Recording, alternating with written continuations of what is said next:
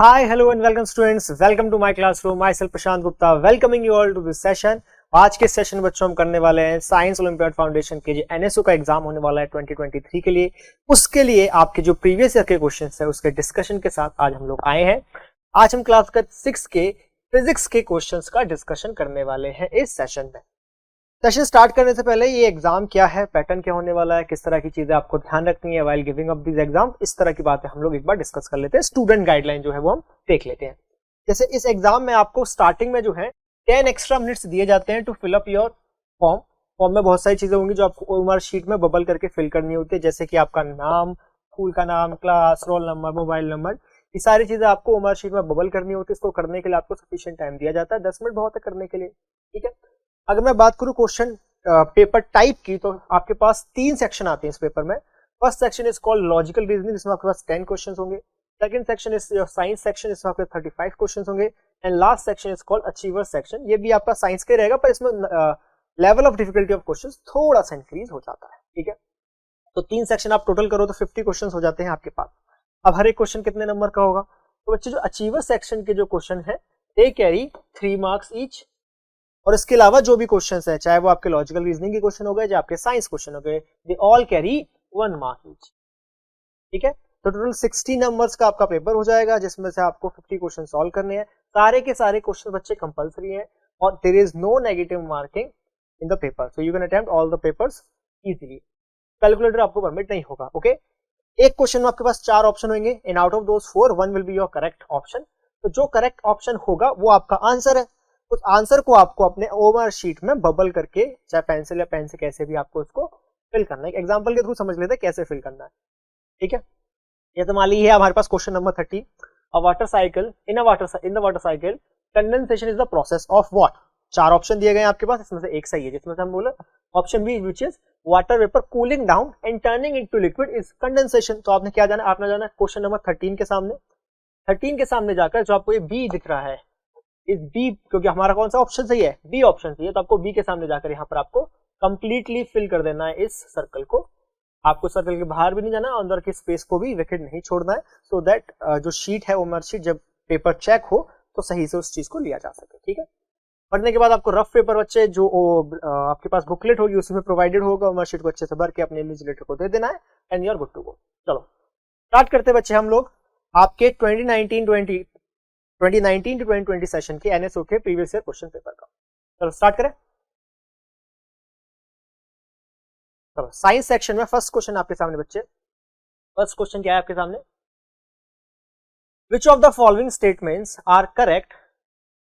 आपको 2 statement 3-4 statement दी गई, चारों स्टेटमेंट में आपको कौन सी स्टेटमेंट बतानी है, करेक्ट स्टेटमेंट्स बतानी है आपको, ठीक है। और अकॉर्डिंग टू जो स्टेटमेंट करेक्ट है एक ऑप्शन जो आपको इसमें से चूज करना है।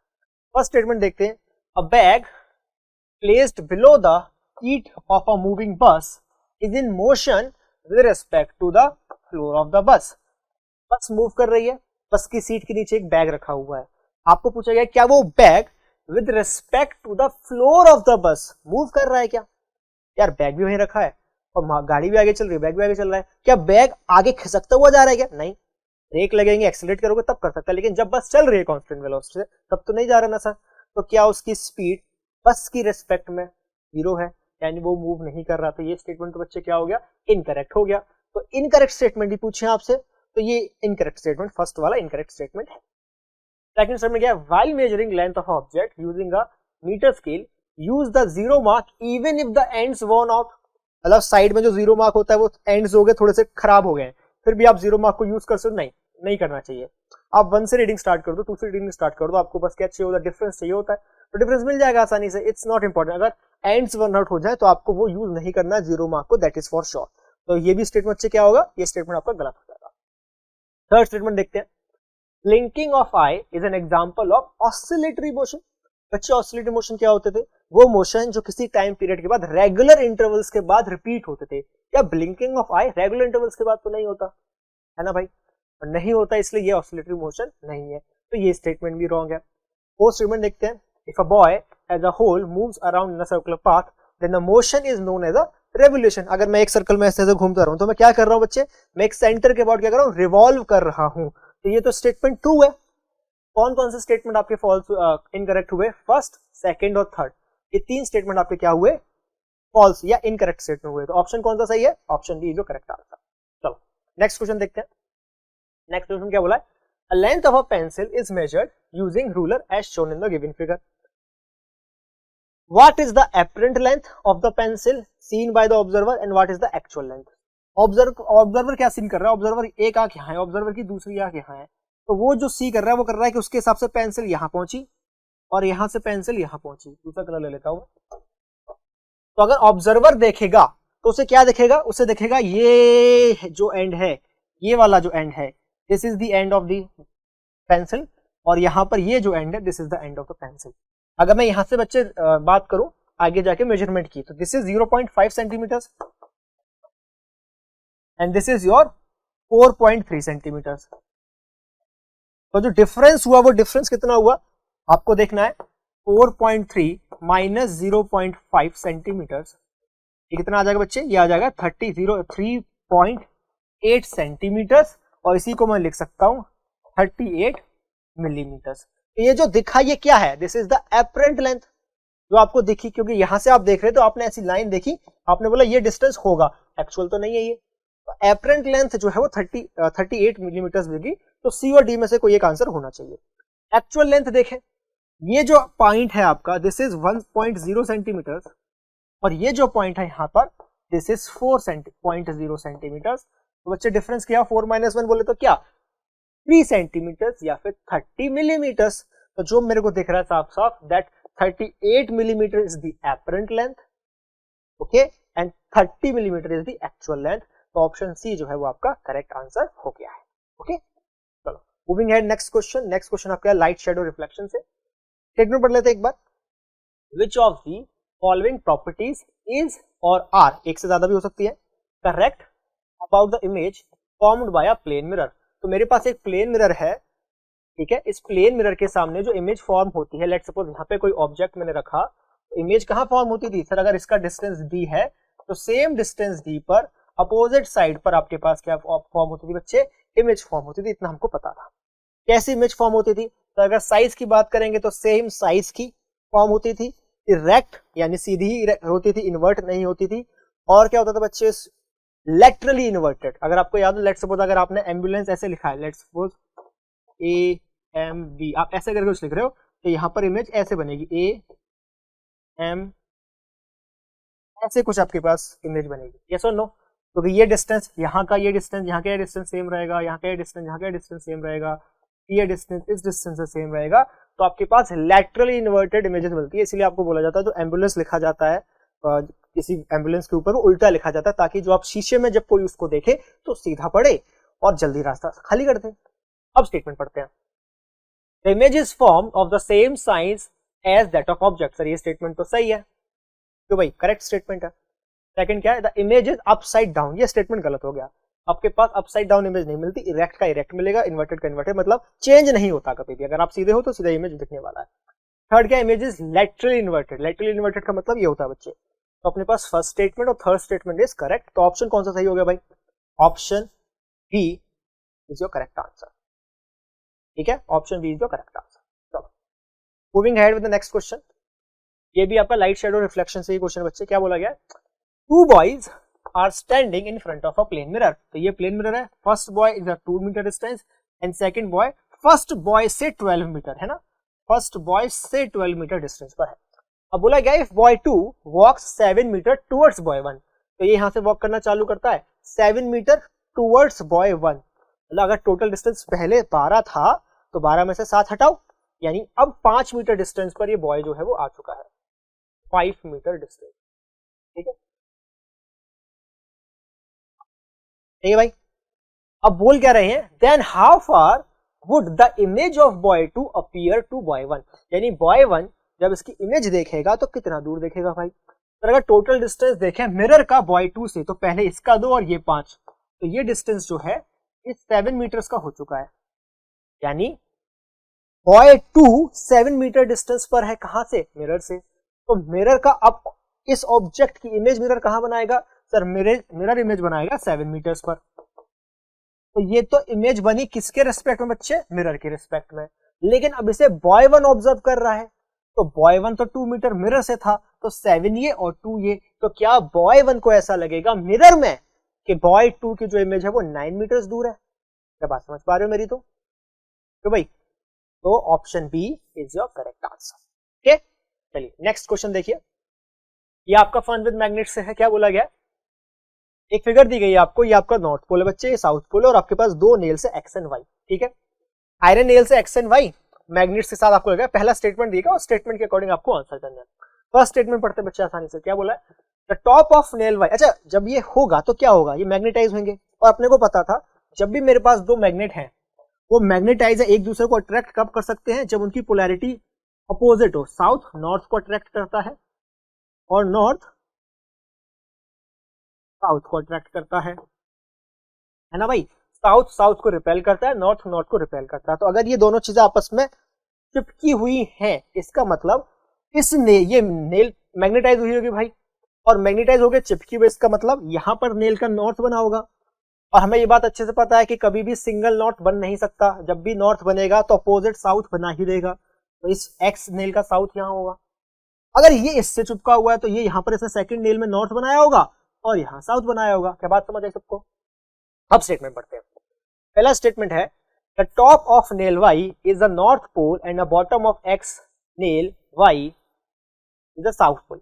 The top of nail Y is the north pole, top of nail Y is a north pole. तो ये बात तो सब सही है, यहां तक की बात तो सही है। And bottom of X nail Y is a south pole, bottom of X nail Y is a south pole, bottom of X nail, ये तो क्या है? साउथ। तो ये वाली बात भी जो है सही है। सेकंड स्टेटमेंट है the top of nail x is a north, the top of nail x is a north and the bottom of nail x is a south. ये बात भी सही है सर, बिल्कुल सही बात कही है आपने। ठीक है। थर्ड स्टेटमेंट है the magnetic properties are induced in both the nail X and Y. यार दोनों में इंड्यूस्ड हुई है, दोनों में पोल्स बने हैं, तो दोनों में इंड्यूस्ड हुई, ये बात भी सही है। Fourth statement the magnetic properties are induced into the nail X only. यार ये बात तो गलत हो गई। तो करेक्ट स्टेटमेंट पूछे ना हमसे, तो कौन कौन से करेक्ट स्टेटमेंट मिले? Sir statement 1, 2 and 3 are correct. तो ऑप्शन कौन सा सही हो जाएगा? Option C is going to be my correct answer. Simple. Okay, आगे बढ़े, नेक्स्ट क्वेश्चन की तरफ बढ़े बच्चे। चलो नेक्स्ट क्वेश्चन देखो क्या आपका, लाइट शेडो एक्लिप्स से आपके पास क्वेश्चन है। क्वेश्चन क्या बोल रहा है देखो, व्हाट इज एन आर। तो ज्यादा भी हो सकते हैं एक से। The main reasons for some places on earth are warmer than others. जैसे कुछ प्लेसेस जैसे हमारे पास है नॉर्थ पोल है, जो अपने पोल्स है कैसे रहते हैं? हमेशा कैसे रहते हैं? ठंडे रहते हैं।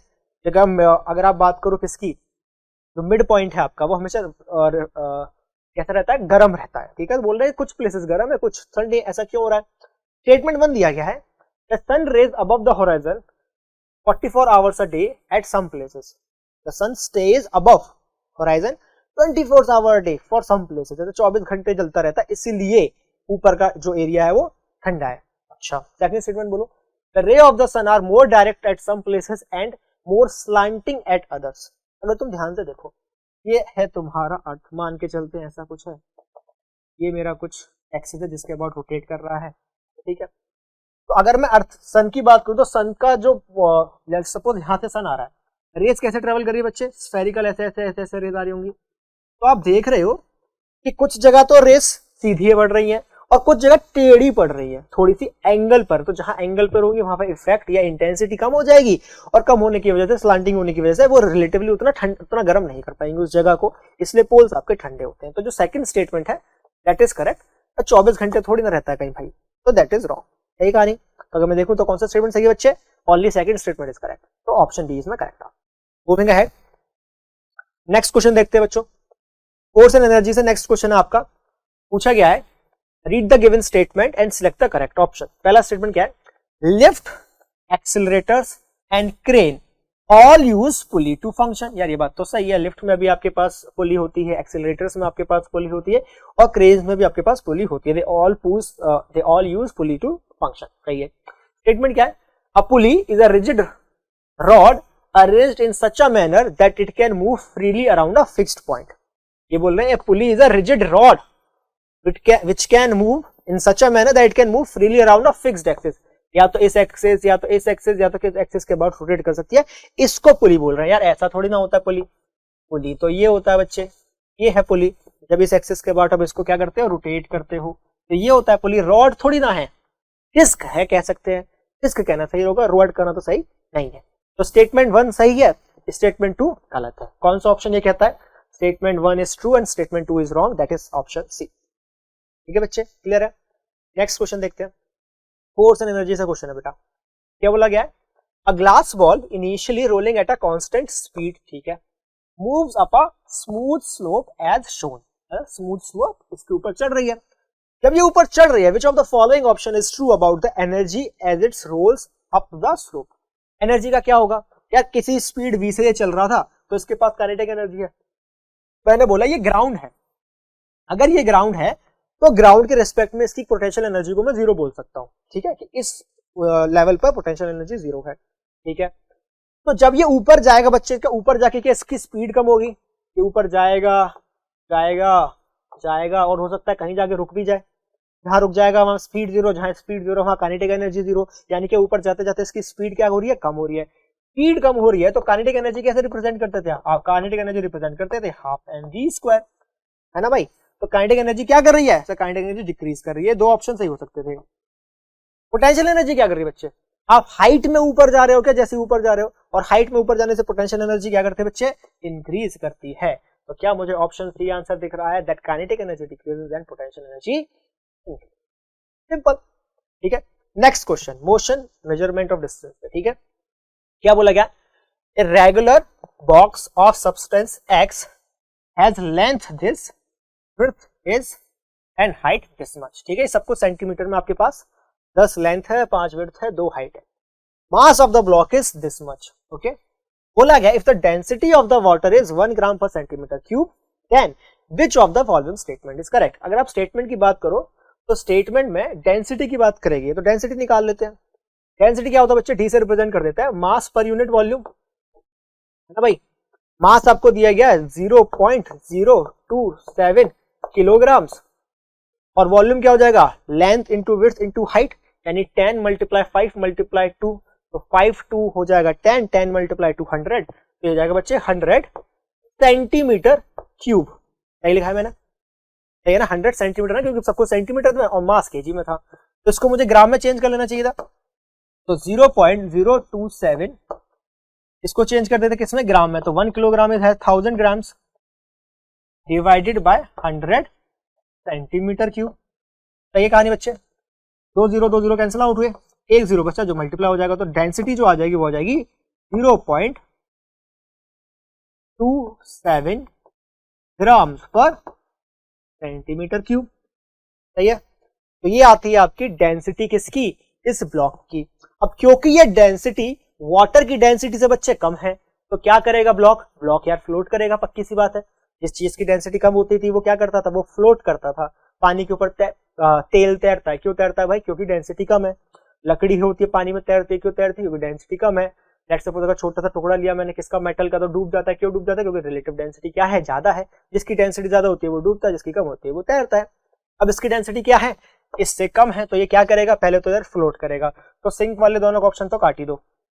अब बोला फ्लोट तो करता है इन वाटर में एंड इट्स डेंसिटी इज, या डेंसिटी अभी मैंने निकाला 0.27 आया, सिर्फ यही है ना 0.27, इतना तो नहीं है। तो क्या मुझे आंसर दिखाई दे रहा है बच्चे, that option A is my correct answer. Clear है, कोई शी तो नहीं इसमें। सीधा सीधा डेंसिटी निकाल ली, density mass times volume, volume मेरे को दे रखा था, तीनों चीजों का मल्टीप्लाई करा, मास दे रखा था, यूनिट थोड़ी सी अपने ग्राम पर सेकंड स्क्वायर में पर सेंटीमीटर क्यूब में लिया, बात खत्म, ठीक है। चलो now this is your achievers section. इसमें जो क्वेश्चन होंगे आपके वो 3 नंबर के होंगे। अभी तक जितने क्वेश्चन पढ़े हमने वो सब 1 नंबर के थे, ये अपना 3 नंबर का क्वेश्चन है, तो ध्यान से देखेंगे, ठीक है। चलो क्वेश्चन क्या बोला गया, देखो 5 बल्ब्स हैं आपके पास, बल्ब 1, बल्ब 2, 3, 4, 5, और आपके पास 3 ये क्या है, डिफरेंट टाइप्स ऑफ मटेरियल है, M1, M2, M3 are different types of material and are used in the circuit as shown. इस तरह से आपने सर्किट को यूज कर रखा है, ठीक है।